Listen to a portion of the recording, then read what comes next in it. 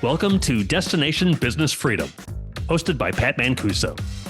Join us as we explore success strategies and hacks from leading entrepreneurs, helping you bridge the gap between financial success and personal freedom. Your journey starts here.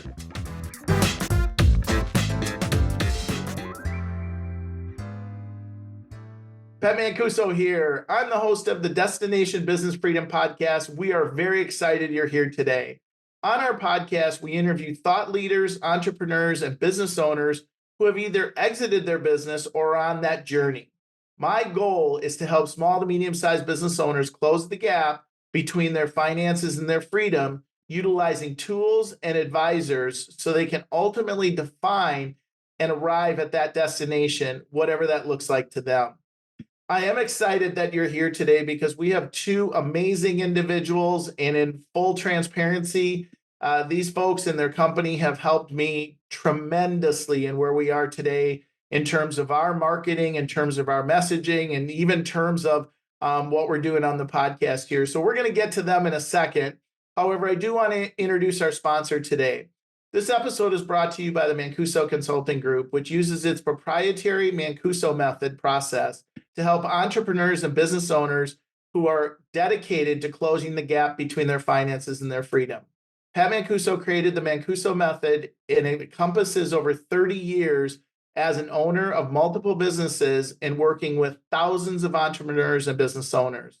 When you go to www.themancuso.com and take our short assessment, you will receive a powerful report with your personalized roadmap to your destination. Additionally, that will give you an opportunity to meet with Pat and evaluate that roadmap. In addition to that, Pat believes in the power of this conversation so much that if you attend that conversation and you don't receive $10,000 worth of value, he'll write you a check for $500 on the spot, no questions asked. So if you're ready to move towards your finances, moving towards your freedom, go to www.themancuso.com. So, ladies and gentlemen, I want to introduce two amazing people to you today. And so I'm going to read their bios because it's powerful and there's some really cool things in here that I did not know about. So first, we're joined today by Tonya Eberhart and Michael Carr, two international best-selling authors and hosts of the Be Bold Branding podcast. Together, they are partners in BrandFace, which I know we're going to talk about, where they've helped thousands of coaches, creators, and experts build profitable personal brands and help them change how they're seen, let's be clear, how they're seen, and change what they're worth and charge what they're worth. See, I don't know, I'm going to do that again. Okay. So it's a good thing we're not live, right? That's the cool part about this. Yes. So I'm excited to introduce two individuals today who have had an impact on me and my business. We're joined today by Tonya Eberhart and Michael Carr, two international best-selling authors and hosts of the Be Bold Brand podcast. Together, they are partners in BrandFace, where they've helped thousands of coaches, creators, and experts build profitable personal brands that help them change how they're seen and charge what they're worth. Join us as we dive into their journey. Couple of additional things. First, Tonya is the founder and CEO of BrandFace, a personal branding company focused on helping coaches and creators really become that sought-after authority in the industry. She's also a podcaster and best-selling author, as we've talked about. I found it interesting. She actually works in radio, and we're going to talk about how that has applied to what she's doing today. Michael is the COO of BrandFace. He also is a real estate branding expert and international best-selling author. He has been actively involved with, listen to this, ladies and gentlemen, over 78,000 real estate transactions. I think I did about 1% of that, Michael, in my journey, and has been named America's top selling real estate auctioneer. Maybe we should auction off at something today. That would be fun. We could do that. Yeah. Michael's also become known as the Abundant Life Broker, while building his boutique real estate brokerage in Jefferson, Georgia. You guys, welcome. Thank you, Pat. Thank you for having us on. I am so excited to have you here today. And we're going to talk, I know, about a number of things. And, the first thing I want to do is, I kind of divide up our conversations in two parts. The first part is I want to talk to you about that entrepreneurial journey, both what you've experienced in the past, what you're experiencing now, to really help owners close that gap. That should sound familiar, Tonya. Close that gap between their finances and freedom, because I am so passionate about people and getting into business and that they never actually arrive at the destination as to why they got in business. And then the second part we're going to talk about is all the great things that you guys are doing right now for people. And I'm going to put a little bias, full transparency on the table because you've done some amazing stuff for us. So let me start with you guys, and whoever wants to start can start, and we'll just roll with it. Talk to me about your entrepreneurial journey. How did you guys come together in BrandFace? Let's start there.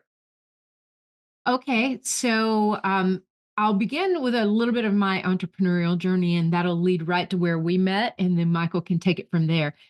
But my entrepreneurial journey actually started not as an entrepreneur. I didn't become that until probably 2006.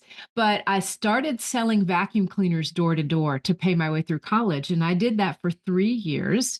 And that's really where I learned the first strategy of personal branding. I didn't even know that's what it was called back then.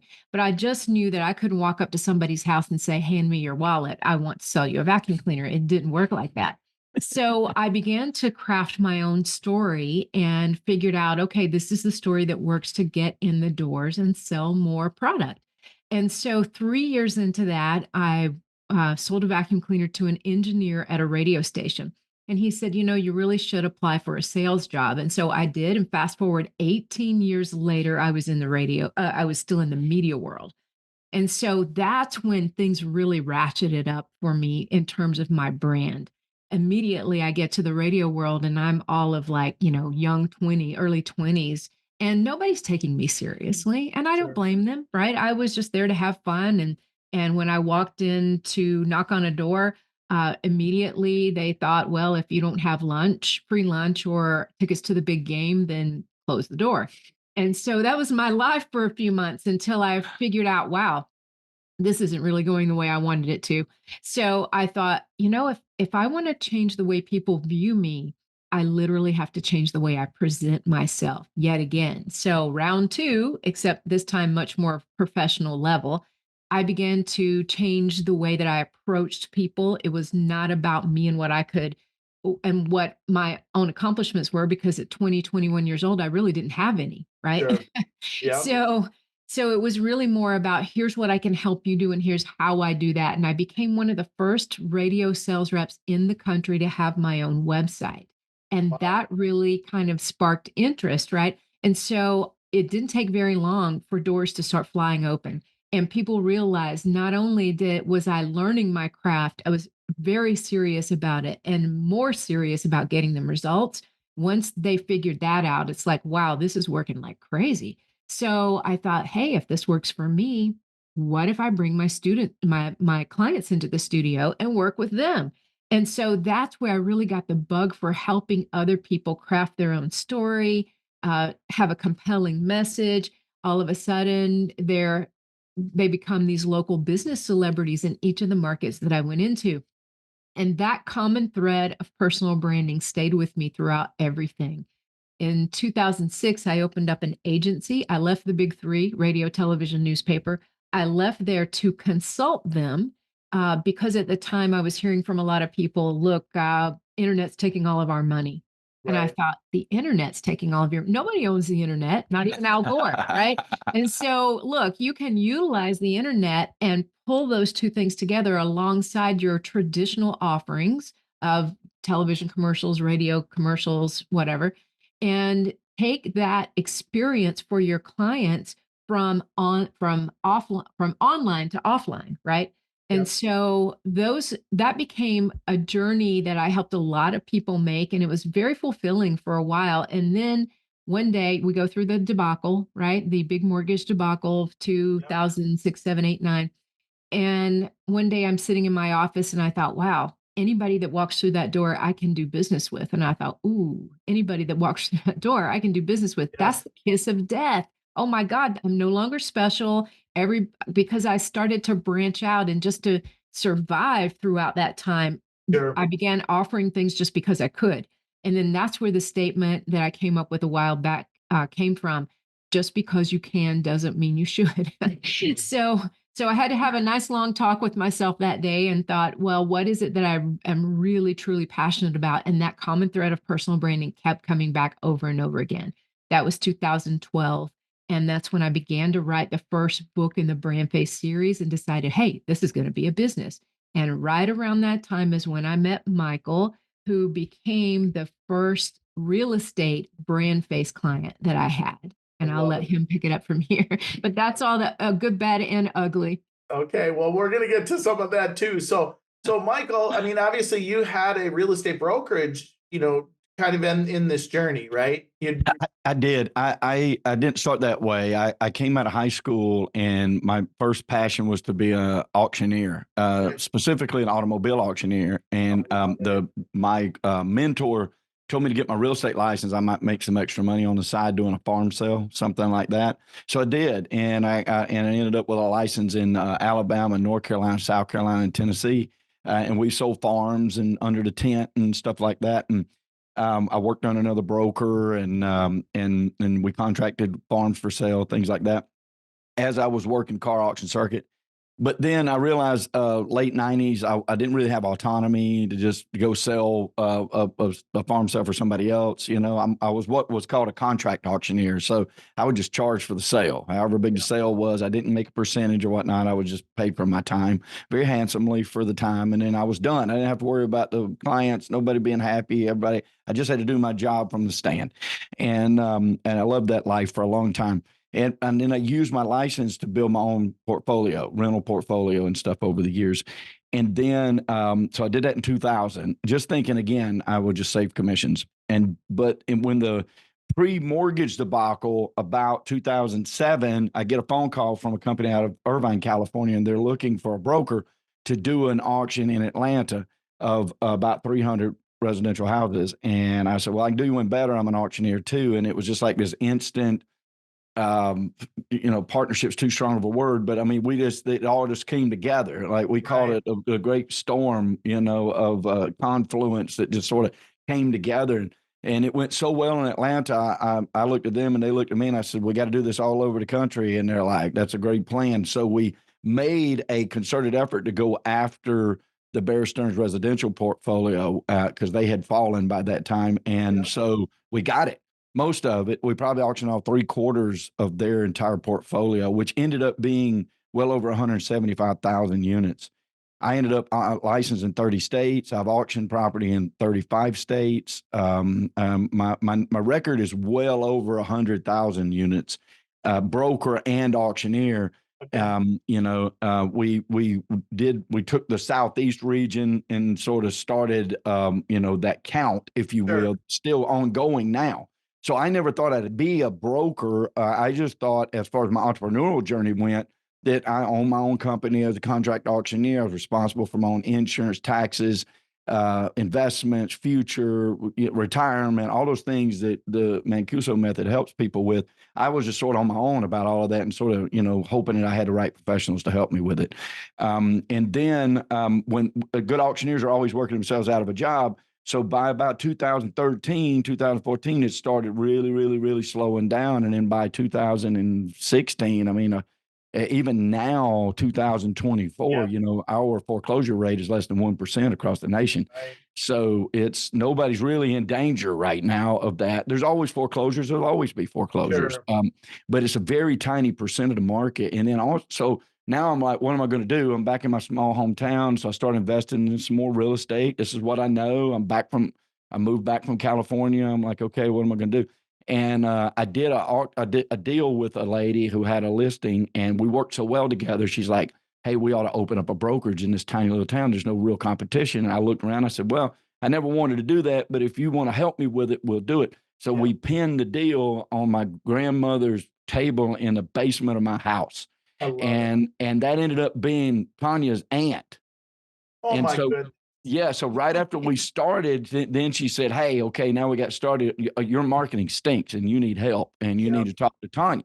And she was telling Tonya, Michael's expecting your phone call. And She's telling me Tanya's expecting your phone call. She's just a magical little person like that that just like made us come together. Sure. But Yeah. I was still traveling, cleaning up, closing offices we didn't need in Seattle and Chicago and Dallas and California and stuff. And I was in San Bernardino, California, doing one of the last sales that we did. And when Tonya called me and she's like, "Hey, I don't know if I'm supposed to call you or you're supposed to call me, but this is what I do." And I was very mean, Pat. I told her, I said, "Listen, I've had 5 others like you and I don't need another one." He actually said that. And I was wrong. I really was. And I've been recorded many times admitting that. I had never met anybody like her. I had 5 people that wish that they could have been her. Yeah. Her knowledge and what she was able to do and what we'll talk about and break down. She started with me in the real estate space, and it was so fantastic. It turned us around. I mean, it really launched our brokerage here and made us somebody in town that we had with a brand and a name that was known nearly overnight. Like, nothing Yeah. happens overnight, but within a 6-month period, I could go into a restaurant and people would say, "Oh, you're the Michael, the new real estate guy." Right. It was just that powerful and profound because she just pulled the story out and then started telling everybody about it and made me tell it. Yeah. I So, love it. I love it. yeah. Well, here's so there's 2 things that I pulled out of both of your stories, and this is very common, and it ties into why I'm so passionate about what we're doing. Most entrepreneurs come together based upon some circumstance or based upon some leap of faith, let's say, and that's awesome, right? I mean, that's the American dream, right? Is build a company, start something where you're not working for somebody else. And yet the other common theme is because of the way that they come together sometimes, there really isn't that end game, there isn't that end vision, there isn't that destination address. And so I pull that out only because it ties into a lot what we do at our company. But I have never asked this of you guys, and this might be like totally like too personal, but you came together as client and operator, service provider, and now you're in business together. Are you just business partners, or I've never asked you guys this, and I'm like, I feel like I have to ask it because there's either there's more that I can pull out of you, or there's areas that I can't go. So I'm Well, asking. I can answer it very simply. Like the minute that I found out that she was the secret to my, future success, I just married her. I Or love it. at least I asked her, and and thank heavens she was amenable to that. No, I love it. we actually the long story made super short was, and she can add in whatever blanks that she wants to fill in, but we really had this. I knew the minute that I met her Yeah. physically, like in face to face, our first face to face meeting, that she was an incredible person. We grew up 45 minutes away from each other, even though when we met, she was in Ohio, I was in Atlanta. Okay. And we had both lived all over the world, all over the country, of Florida, North Carolina, South Carolina, California. Like we've been Ohio, we've been everywhere. But we came back together and we just sort of, number one, had that, familiarity with each other. Yeah. And so I knew she was, and then she had the goods. Like I knew that we were going to be friends for the rest of our life. As things progressed, and on my side, I really found myself wanting to, have something more. But by that time, she asked me to co-write the second book in the BrandFace series, and also to be a partner in the company. And sometimes that's a recipe for disaster. And I knew we had this beautiful thing. She had created this thing that was really powerful, and it had transformed me. And we wanted to take that to other people and other Yeah. businesses. And that was my side of the holdback of why we didn't really become a Yeah. couple, Yeah, if we're you doing will, good stuff over here for people, but we don't want to mess it up over here. for We sure. didn't want to mess it up. We were both very cognizant of that. Yeah. So, and then as time goes by, it's just like, what the hell, right? Yeah, we would date other people, and they'd see pictures of us and they'd be like, "What's going on?" Like, you know what I mean? It was like this magical thing, and like There wasn't anything. No, Yeah, we were purposefully like not going there, but It's just eventually our we're like, marketing. We're just Yes. marketing. it's just That's right. marketing. Exactly. And eventually we're like, we can't deny this. And Okay? eventually it was more than marketing. Yeah, so then We should write a book, More Than Marketing. more than marketing. That's the next book, folks. I love it. I love it. Okay, so that helps me. So I want to probe a little bit. So in this journey, and you're still on the journey, obviously, For and you'll sure. be on the journey until you exit, whatever that looks like for you and however that looks. But in this journey, as entrepreneurs, as business owners, as business partners, even, what's been the most difficult thing for you that you've experienced that you wish you knew earlier in the journey? Mm. I think for me, it would be market changes, right? Because you assume you set a course and you just follow that course and Right, you don't really deviate from it. You just put the blinders on and you do what you do. And then you realize, okay, as markets shift, you have to make shifts with it. right. And I think, I mean, common sense tells you that, right? But you just are not prepared for certain shifts. And Lord knows I've shifted more times than Madonna, right? It feels like. I've changed my personality and my presence more times. But I think that would be it for me is just not knowing which direction to go sometimes because when your ideal customer changes, a lot changes, right? Doesn't Yep, change your offerings or what you feel you were meant to do, but it does change how you present yourself. yep. And it forces us to keep a really good fine tune on what we do for ourselves so that we can do it for clients. And that's honestly been the toughest part. Yeah, and for me, it was, I was already an entrepreneur responsible for my own paycheck Right, for 2 decades by the time I met Tonya. But she transformed that because I was always a marketing guy that was like, I was always impressed with marketers, like true marketing people and business owners. And we all know them. They're in every market, they're in every town. You know them. There may be a car dealer, there may be a landscaper, there may be a attorney, they may be a furniture salesman, but we all have stories of people we know, like, you know what, everybody knew who that guy was, right? right, And so I already knew that, but I was under that old school thinking that you just spent, a bunch of money and just hope that it came back to you. right. And she transformed that. She totally changed that for me. Like I asked this friend of mine, he is a billionaire. We're sitting on the back of his, now it's $30 million mansion overlooking the Pacific Ocean or whatnot. And I'm like, hey, how much money should a small boutique firm like mine be spending on marketing every year? And he said, all of it. That was his answer, all Yeah, of it. I'm like, all of what? Like, I need a quantification, man. I need something to make sense. sure. She Yeah, she brought the sense. Like, she's the one that said, look, unless you dial in your ideal customer, right. you are trying to be all things to all people. Number one, I done made that mistake, and you got to stop it.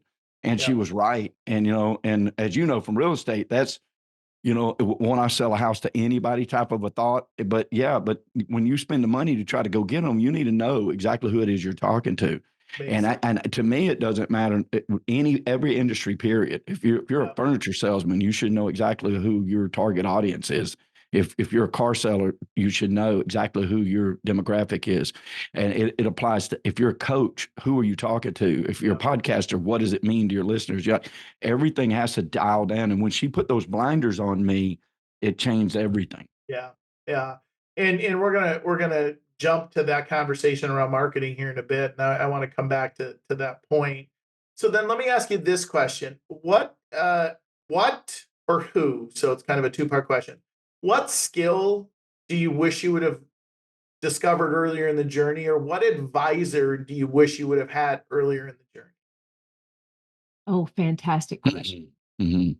I think for me, it would be somebody to teach me to delegate earlier. Yep, Because early in my career, it wasn't that I felt like I was the only one who could do anything right. It's just I felt like I really didn't know what I needed or right. who I needed in each space. And I didn't know what I could hand off with confidence and know that that's just wrote and scripted as it stands. But as a result of trying to figure it out for myself the hard way, the long way around, I'm a huge proponent of developing organizational systems, and so every single task we have in our company is already dictated down to the nth degree, including links to various things, video tutorials. So if one person happens to leave the company, which thank goodness does not happen often, but if one person happens to leave or just be out for an extended period of time, that somebody else can come in and pick right up where that person leaves off, and new Right. people can be trained super quickly. So delegation was big for me, and learning how to handle that in the future, training people without having to be so Yep. hands-on is awesome. Yep. Yeah, I would come close to the same answer. I had a good understanding early on to get very strong outside professionals, a strong attorney, a strong CPA, especially that would help me to maximize what I was able to keep in my business and the strategies that are given to all of us as business people that you know extremely well. I did have that, but I didn't have it internally. I kept trying to put the square Sure. pegs in the round holes, and it didn't fit and it didn't work. And then it was just strife in the office. It was people infighting, not working together. I needed to be able to provide that early on. So for me, it would be putting round pegs in round holes are very important. Putting square pegs in square holes are very important, and letting people do what they're gifted to do and not force them to do things they're not gifted to do. Yeah. Yep. Well, both of you, and it's almost 100% of the interviews that I do. The piece that many entrepreneurs are not necessarily missing, it's just never been taught to them, is who am I behaviorally, first of all, because it all starts with me as the CEO, as the rainmaker, as the entrepreneur. But then who are others? So in other words, they have to understand behavior, and then they need to have a process to consistently, hire the right people, but hire the right people for the right roles.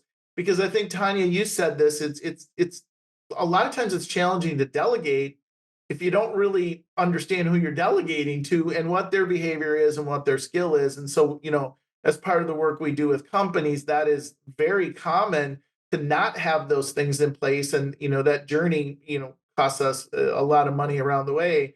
And then, interestingly enough, on a podcast will be coming out in the future, we interviewed Ryan Dice, and he recently released a book called Scalable. And Ryan is an amazing digital marketer, and he put a process in place there that is Michael ties right into what you talked about, and Tonya, you as well, about what you guys do in BrandFace.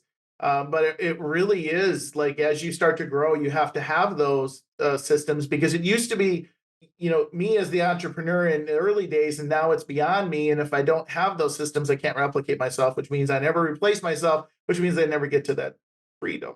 And I want to get to Absolutely. that freedom. There's a big gap, Amen. right? Amen to the Oh, freedom. man. Okay, so last question. I'd like one answer from each of you. Tell me your mentors or mentors in your journey. And I always quantify this, because people go, well, I have to actually know the mentor, like I have to mentor with them. And I think books, I think podcasts, there's a range of mentors where you might never have met them. So I always kind of quantify that. So give me a couple of your mentors. Okay, I have two to share. One's very personal. It's my Aunt Ethel. And Aunt Ethel she was my great aunt, but always like a grandmother to me. I Mhm. spent many, many, many nights with her. And she lived to be 100 years old. And Michael actually met her on her 100th birthday. Oh my gosh. She was the epitome of everything that I feel like a person with character should be. Right. She took care of her brother, who was in a wheelchair most of his life. She took care and was by the bedside of her brothers and sisters, 8 of them before she passed away in their last moments of life. She Wow. was just a beautiful human being, and I'd like to think that I could take a fraction of that with me to the grave. The person professionally, I would say, boy, this is going to be somebody that probably a lot of people talk about, but for me, Tony Robbins had a pretty big impact in my life in my 20s when I read his book, Awaken the Giant Within. Yep. And to me, the one thing it taught me was life can change in a decision, in a moment, Yeah. with a decision. If you're tired of something, if you want to make a change, just make the decision and do it. You don't have to wait on a process. Oh, well, I'll make that happen when this happens. You just go make the decision. Yeah. And the words are so powerful, especially the words you tell yourself. Absolutely. Hmm. Yeah. I love it. Yeah. Love it. Michael? Well, personally, it would be my grandfather. He was a small businessman and owned a finance company. He was a bank manager for many, many years, and a great, fantastic family man, farmer. that sort of thing. I definitely idolized him. He was well known in the community. You go to lunch, people come up and speak to him. He wouldn't even know who they were, stuff like that. I really admired that. I love that small town feel of that. No matter how big the town is, Yep. it can still happen, as you know. But, big metropolises, there's still men and women of business that are renowned like that Yep. people want to speak to. So I grew into that. As an auctioneer, Steve Limbo was very big for me. He was the first man I ever saw. I saw his success. He sort of oozed it. Drove Yep. Cadillacs and diamond watches, diamond bezeled watches, and diamond rings and gold chains, and very classy man. And I just loved it. Spent all his money on golf and drinking, and I thought it was cool, and I wanted to do that myself. And so, and then book wise, Think and Grow Rich, I believed in it at a very early age, like actually a teenager. I stumbled up on that. And then, forgive me for not remembering the author because I hate it, but there was a book, and it's actually one chapter of a bigger book, but The Richest Man in Babylon. Yep. Is a fantastic one because I realized early on I couldn't save myself to wealth, but if I could save as much money as possible, I could buy myself into wealth. Yeah. And so that was transformative for me because as I started to make money in the auction business fairly quickly, I just learned to live on not that much. And so I was able to save a lot that helped me buy more property that helped lead to other stuff. I wish I'd have done it differently looking back. But we all have that, We all have hindsight. that, right? We all have that, hindsight's 2020 always, right? And so, and then The Alchemist by Paulo Coelho, from a spiritual standpoint, is a very strong book. Although it took me 8 times of reading it before I began to actually understand what it meant, and I'm still 51 years old to this day and still trying to live up to what that meant and means. But it definitely had a transformative thought process on become. I never thought I'd be a real estate broker. She helped do that. Those books helped me get to that spot. And now I feel like I live a dream in being able to do what I do. Well, I think, just as an aside, I did not know you auctioned cars off, and I have this passion for cars. So maybe we need to start a car auction company and compete with, those big car companies, the Barrett Jacksons and the Meekums, because I have a passion Yes. for cars. And so, Yes. yeah, we'll have to Huge money. Johnny, we'll have to work on that branding for that company. There you go. Exactly. I'll do Yeah. it. Okay. So now we're going to shift. And I shared at the top of our episode, in full transparency, I became a client of BrandFace. I had followed Tonya and Michael for quite a while before we became a client. And I got to a point where I didn't have a consistent message. I'm not sure I truly understood who my ideal client was. I mean, we did a lot of business. We did business with about 800 businesses during 22 and 23. So, I kind of had an okay about who the client was. But what I'm excited about, you guys, is I want to go through this journey because, again, our goal on the podcast is to help business owners, small to medium-sized businesses, get to from where they are right now to that exit. And one of the ways they do that, obviously, is with consistent marketing, consistent messaging, and that ultimately leads to more sales. So I want to start with the process that you all go through. I don't want to steal that thunder, but you guys have this amazing process that truly impacted like where we are and what we're doing. So talk to me about that. Sure. We simplified the process for people because, branding is an entire ecosystem. And most people think, oh, it's a logo, photo, and a tagline, Right. pretty much. And if they have consistent colors and they post every day, then their brand is okay. So we look at branding as an ecosystem because you have to have so many things in place for it to really be profitable. So we look at 77 different criteria. But as you, being a person who just recently went through it, you didn't have to look at 77 things. We took you through a simple process. And that simple process is define, develop, and display. It's what we call the 3D freedom formula because we, like you, love our freedom. Right.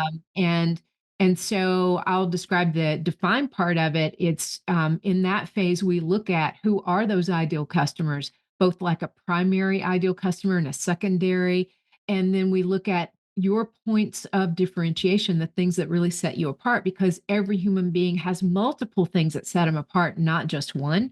Right. So we look at those and think, okay, well, what one do you want to be known for? And that's really, I feel like, where the magic comes in, is building that bridge, positioning you, in other words, on that bridge between what your ideal clients feel is significant and meaningful and what you stand for, what you want to Right. be known for. And that's what we do in the define phase. And once we complete that, then we know the brand direction from there.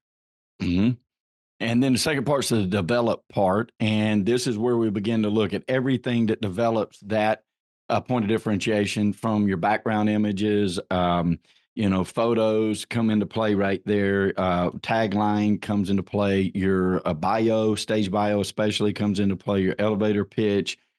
This is where you explain. This is the book part of the first part's the cover of the book. This is where we begin to get into the chapters Right. that explain to your clients why they need to do business with you. And we develop all of that out. We know that picture's worth 1,000 words. It's got to be the right picture for the right 1,000 words.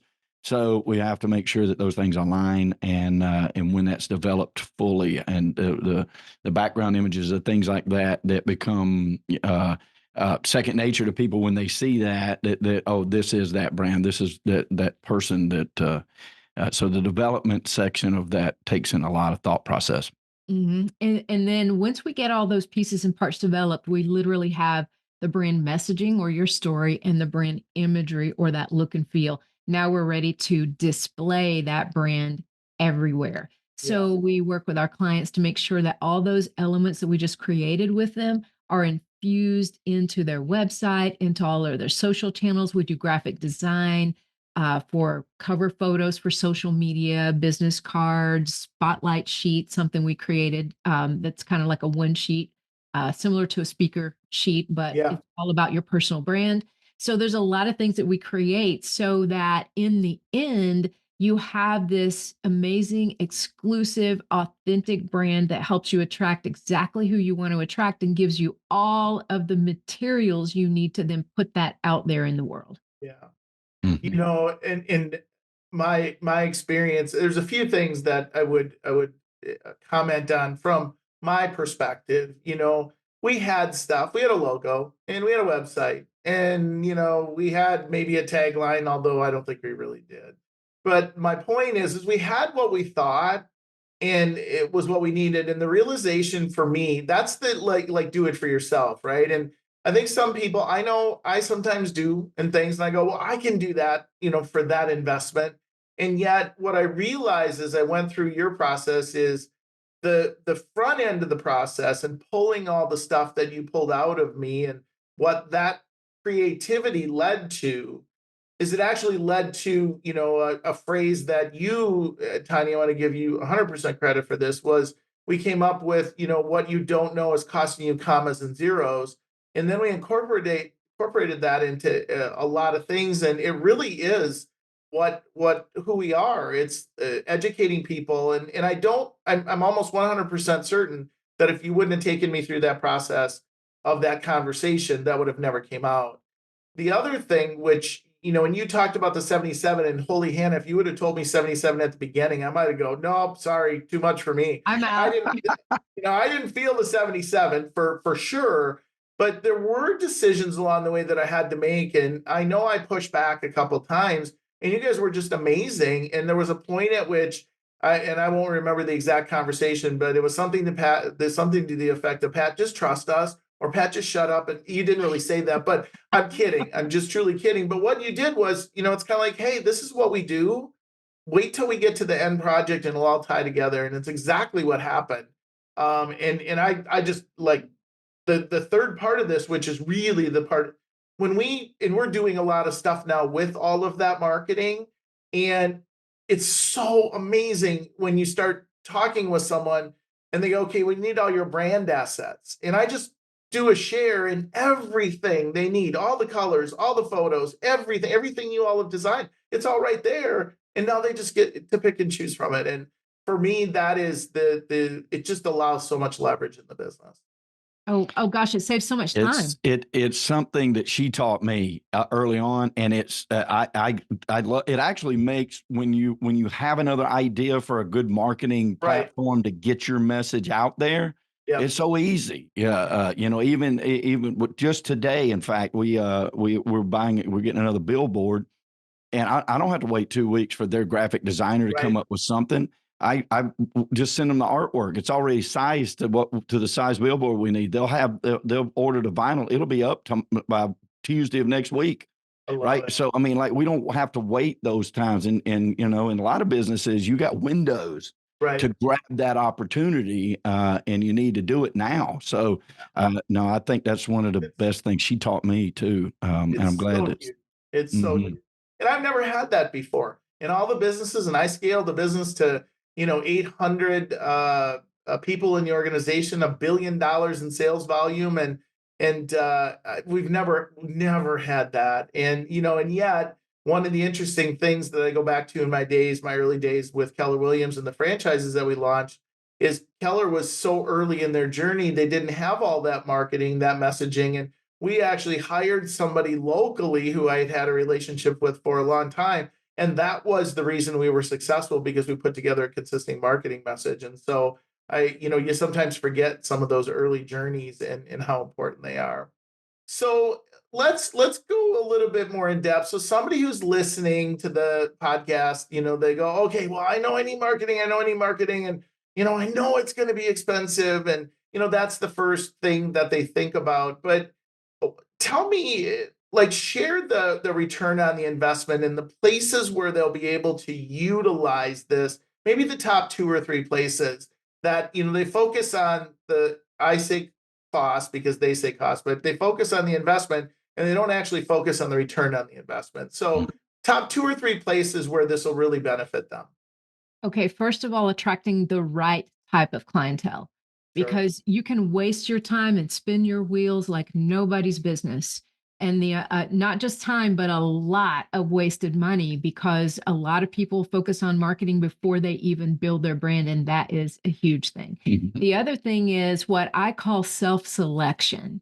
Okay, so if I put my brand out there and somebody says, the goal is for somebody to say, wow, yes, that's what you guys do. That's kind of what I was looking for. We need to have a conversation.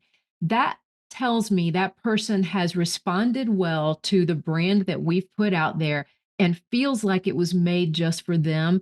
And they Yep. self-select, and I'm not spinning my wheels, um, beating my head against the wall, trying to generate cold leads. Yep.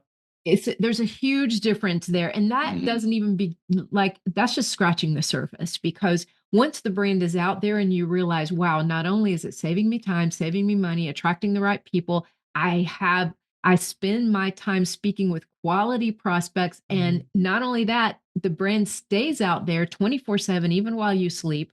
And so the people that you've had a conversation with but haven't really closed the deal yet, your brain continues to stay in front of them until they make that decision, making it an omnipresent brand. Makes sense. So it's a soldier working for you 24/7. And Yep. there's just so too many ways to get ROI from it if it's done correctly. Yeah, agreed. The ecosystem is so important, because it would be hard for us that we can name, social medias that you need to be on, obviously, Google ads that you should do. Should you do organic? Should you do paid ads on social medias? Which social medias? And even down to certain companies and certain businesses, the newspaper still works. Like, Right. if your ideal customer is at the end of that channel, Yep. then that's where you need to be, No right? advertising. And so, Yep.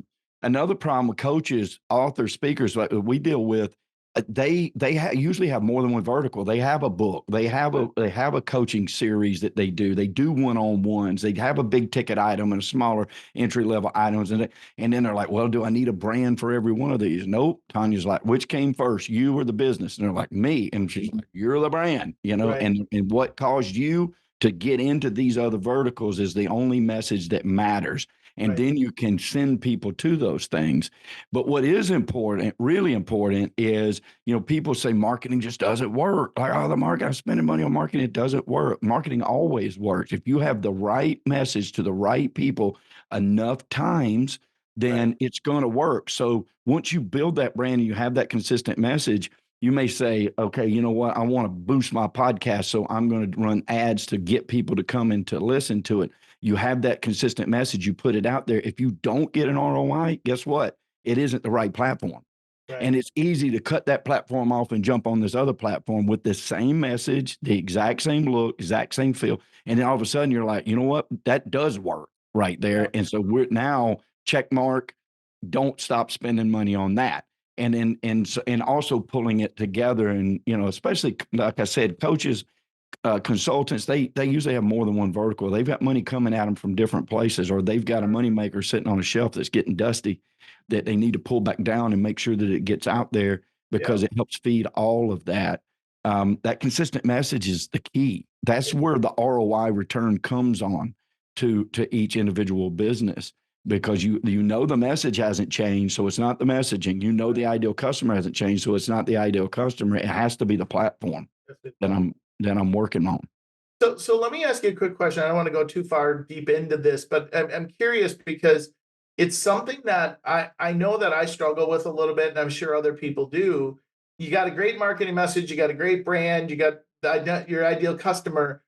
Where, like, I don't want to do the marketing. I don't want to decide where to place marketing. I don't want to track ROI. I just want to go, here's my $1,000, get me a return on investment. Is it just me, or do a lot of people struggle with that part? Oh, definitely. Yeah. They struggle Yeah. with that. Yeah. Yeah. Yeah. I think I mean, so. it's like one of the questions I would ask is like, so should I be on TikTok? Now I know my internal answer is no, because my family won't let me go on TikTok. But then I go, well, I don't think my ideal customer's on TikTok, but everybody's on, you know what I mean? It's just Right. crazy. People can try and talk you into anything when it comes to Yeah. marketing. And I'll tell you, one of the biggest challenges that we face, and in return, a lot of our clients face, is because personal branding is, or just branding in general, is a word that's just thrown out there So lackadaisically. misused. Right. And people will say, I can help you build your brand. I can help you build your brand. Well, really what you have to look at is, most of the time those people are selling you a marketing tool or system to promote your brand, not build your brand. And there's so much confusion in the marketing world out there. And no wonder people are really, it's a complex issue for them. But yeah, I see that happen a whole lot. And yes, you could find some customers on TikTok, but the way I look at it is, does that platform have at least 65 to 75% of your ideal customer No, utilizing it every day? And if no, the because they answer is most of no, the stay customers have away. jobs. No, I Yeah. should. Yeah, exactly. I love it. I don't Right. think There go the TikTok listeners. No more TikTok listeners on our podcast. I love it. well, I mean, think about speakers for a second, right? If you're a speaker, you want to be a professional speaker. Social media is important, and you should have Right. the things that you're going to speak about. You should have excerpts. You should have YouTube videos. You should have TikTok videos. You should have Facebook videos, reels. You should have all these things. They all should be branded and stuff. But at the end of the day, even if it's virtual, speakers are somewhat brick and mortar business, right? Because either you're going to go to a convention that is brick and mortar with people, live flesh, shaking hands with people, and you're going to deliver a message, or you're going to do it via satellite or over a Zoom call, but there's still going to be humans, like tangible places on that other side of that, right? Yeah. And so there's so many of those. Well, I think we can get lost in social media. Social media is not the end all be all for people to create or build their business. We work with all kinds of coaches and consultants that have 150,000 followers on whatever platform they've dedicated their life to, and they're still trying to figure out how to make money with it. Right. Because you got to get to, out of that 150,000 followers, there's a certain portion of those people that are going to pay you for your expertise, and there's a certain portion of them that just oh, I'll follow this guy, right? And then we all have a limited amount of attention. Every social media is the pass at Thermopylae, right? It doesn't matter how many Persians are behind you fixing to destroy the country. They can only come through this one pass 6 by 6, Right. and we're the Greeks that can hold them back or let them in, right? And so it's still, our attention span is just so, like, we can only see so many. So I think that business owners have got to focus on the fact that there is a tangible person on the other end of that, even if you're using social media to get to them. And if we pull that down, it's an old adage now. I mean, and Tanya's been saying it for the 12 years I've known her. I'd rather just be talking to the 50 people that will buy from me than 500,000 people who really just liked me because I'm funny. Yeah. Right. I Yeah. love it. Okay, so as we're drawing to a conclusion, we're going to do two things. I'm going to get you ready for the first one, and that is I'm going to ask you in just a second, how would folks get in touch with you? And so we'll share there. But the question before that is this. If there was something I should have asked you today or something you didn't share that you want to, what would that be? I'll get a thought from each of you. Okay. So contact first. Okay. No, contact second. Okay, you got it. All right. So for me, I love to talk about what branding really means in the end. Yes, it can position you, it can help you get a leg up on your competitors, it can help you get the qualified people, all of those things, right? And make a lot of money doing it. But I like to look at it as every single person has a star inside of them. And when somebody asked me years ago, I got a LinkedIn message from a guy named Bob. Don't recall his last name now. He said, Tonya, please make me a star. And he was just having some fun with it, right? But I instantly replied back, Bob, we don't make stars, we unveil them. Oh, I love it. And at that moment I realized that was my true purpose in Yep. BrandFace was everybody has a star inside, and let us help you uncover it so that not only can you thrive in your business, but you gain confidence in yourself that you never had before. Yeah. I've been That's good. unveiled. I've been unveiled. I love There you go. Yes, yes. it. Mine would be you asked me how important consistency is. A consistency is the key. Yeah, having that ideal a customer on the other end of a dialed in message that speaks to them and why you are the person to help them, Right. and then doing it consistently. Because to me, the success comes from the consistency that you practice without seeing immediate results. And in an impatient world of immediate gratification, it's like, hey, I spent all this money on average. I sent out 10 million postcards and the phone never rang type of thing. It's not how it works. You have to stay consistent on this. You have to believe in your message to that ideal customer because you know that you can help them, and then stick there for a minute because it takes your other end of that. It takes that ideal customer a minute to absorb it. It's not, we live in a world where things bounce off of us just like that because so much comes at us at a time. So stay consistent with your message. You got to do it. I love it. I love it, you guys. Okay, so you guys have been amazing, by the way, and you and your team do amazing things. And so if someone were interested in reaching out to you, how would they do that? Okay, so brandfacestar.com is our website, and they can watch some free training there, schedule a one-on-one call, various things. So it's kind of like a hub where they can learn more and connect. And they can also connect directly with me on LinkedIn. That's where I do a lot of conversing back and forth with I people. love it. So yeah. I love it. Awesome, you guys. Awesome. Michael, any other place for them to connect with you, or we're just keeping it at brandfacestar.com? BrandFaceStar.com is really the best way, and then they can get in touch with me through that. We like to keep that consistent funnel, and but I'm here to help. Consistent marketing, didn't you? I did. I did. I did. This was Yes. Well, But I am here to help.